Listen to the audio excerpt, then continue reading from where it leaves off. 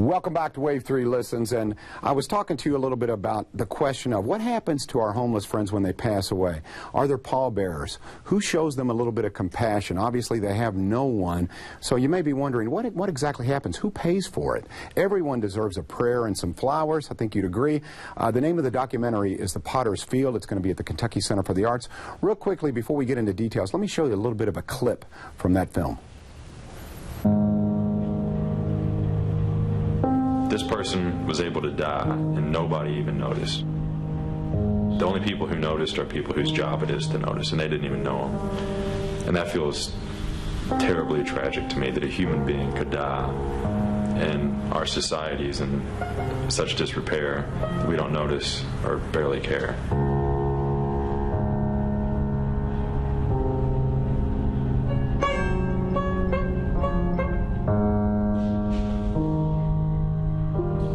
Lots of times there's only 4 or 5 people that knows it's even happening. And so the only thing that can really draw somebody to do it and then to keep coming back is love. And that's, Lord knows we need a lot of that in the world. Wow. Edward Heavrin is with me now. He's a Louisville filmmaker and the director of this documentary. You know, obviously it takes a lot of compassion to not only participate in the funeral for a homeless person, but to make a film like this. What inspired you, Edward, to make this film, and how did you connect the dots and get folks to join in with you? Well, I'd heard about the program, the burial program, about 6 years ago from my father reading a Courier Journal article, and he was weeping as he was reading me the article about these students that were doing these burials, and it's always stuck with me. And I never sought out to be a filmmaker. I've never made a film other than this. It just seemed like a story that really needed to be told, and so I thought, who do I know that can make a film? And then I realized I was going to have to make it if it was going to be made. So. Yeah, I love it. It is truly a work of compassion, and you need pallbearers. You need someone to say a prayer. Everyone would like flowers at the funeral. I think everyone agrees on that. You deserve that, a little integrity, and the folks who help make that happen are with me too as well. I have with me a social justice teacher from Trinity High School, which may be the most appropriate thing of all. Social justice. This does speak to justice. Absolutely. Scott Holzknecht is with us. Scott, if you would, tell me about the gentleman that you brought with us and how Trinity is kind of partnered with this entire project. Sure. This is Andrew Ireland and Sean Link. They're both seniors at Trinity High School, and they've been involved in the burial program.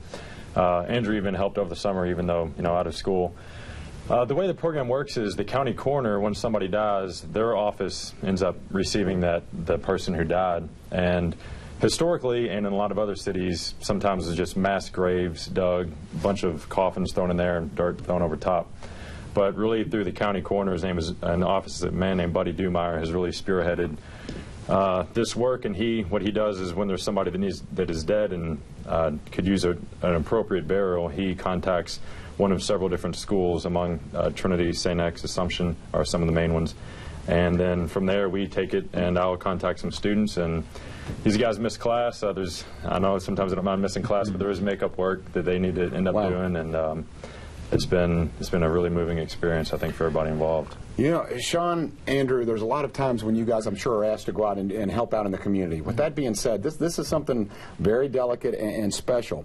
I have a hard time, I think the majority of us do, when you attend a funeral, there is true pain. Do you feel when you go there? Can you feel in your heart the passing of someone?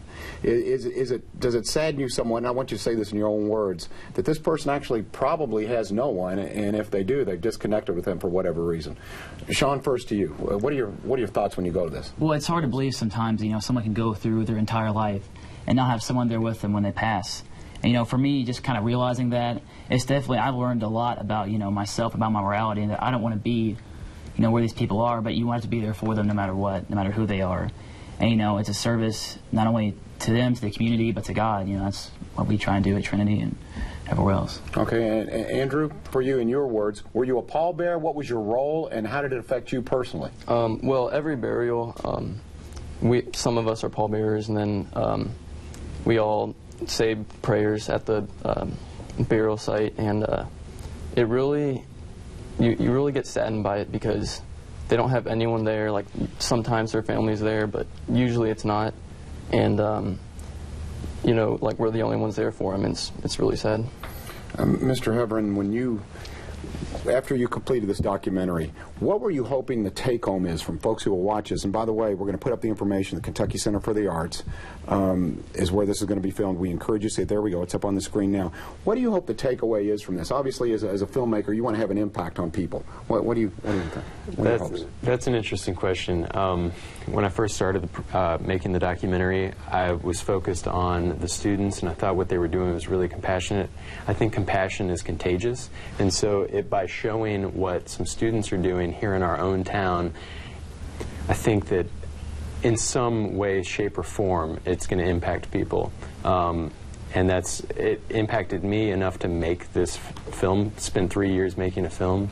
So, you know, and over the course of the film, you become immune to some of the sadness and some of the starkness of the reality of the situation. So ultimately, what I hope people take away is it's not necessarily what you can do for a homeless person once they're dead, but I think if by participating in these burials opens up the thought of what is happening to them while they're still alive. And I think that that is an important bridge to make, and hopefully, you know, it'll open up that discussion. At the Kentucky Center for the Arts, I noticed in my notes here, it said there's a little Q&A after the showing of the documentary. I would think that's not just a Q&A, but also open to everyone's feelings and thoughts. It's more like, okay, let's talk about this a little bit because it's a deep subject. Right, right. Scott Holzknecht will be joining me for the Q&A, and we hope to just field some of the audience's questions. The audience typically has a lot of questions. The film focuses on the high school students, but I've also gone to other cities to see exactly what's going on as a country, how we dispose of the homeless, and it's not pretty. It is not pretty. Mr. Holzknecht, what have these students learned? What kind of impact have you seen as a teacher? And obviously you have an agenda. You want to teach them a little bit about a life. How has it affected you, and how has it affected your students as a whole? Yeah.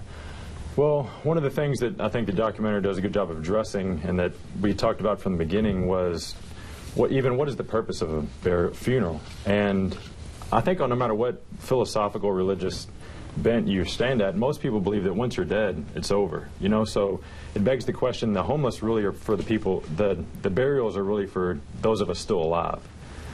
And it makes us ask the question: how do we value life? If somebody was able to live 30, 40, 50, 60 years and they die, do we have enough respect and reverence to care for, just almost to bear witness to it? You know, I mean, I was even thinking today, like say 4th of July, the people who made our independence happen, they're dead and gone. But we continue to celebrate it because it says something about us. And we continue to try to minister to this situation because it says something about how we reverence life. And my hope is that, I mean, I know it's impacted me this way, and I think most anybody that goes to one of these burials, they'll start asking some other questions about how do I perceive myself, how do I perceive other people, how precious is life. So really, I think the focus of doing this, although it is kind to do it potentially for the person, the fact is they're dead, and the reality is our society needs to change. And one way to do that is by having your heart broken. And I think if you show up at one of these burials and you realize you're the only one there, strangers, it can really lay you low and make you ask some questions that hopefully can cause you to make different decisions in life. Good point. I would think that if you go to a funeral when someone has no one, it's like, I need to connect with people more, because although this person may be disconnected, it makes you realize, hey, our time here is short. Absolutely. You guys, you articulated all this very well. Gentlemen, I appreciate you taking time out of school. Got makeup work to do, right? He's laughing. He's going, yeah, they do. Mr. Holzknecht, thank you very much for your time. Absolutely. Thank you. Really, thank you for the work. I mean, a labor of love, I guess. Yes, absolutely. All right, let's take a look again on the screen. There we go. Give them a call. Get your tickets now. It is, as you see, the date right there on your screen, Tuesday, August 27th at the Kentucky Center for the Arts, 584-7777. And coming up here, we got a little fun run going on here. That's right. Norton Healthcare is with us. Also, we've got those giveaway tickets to the American Idol Tour. It'll be coming up at the Yum Center right here on Wave 3 Listen.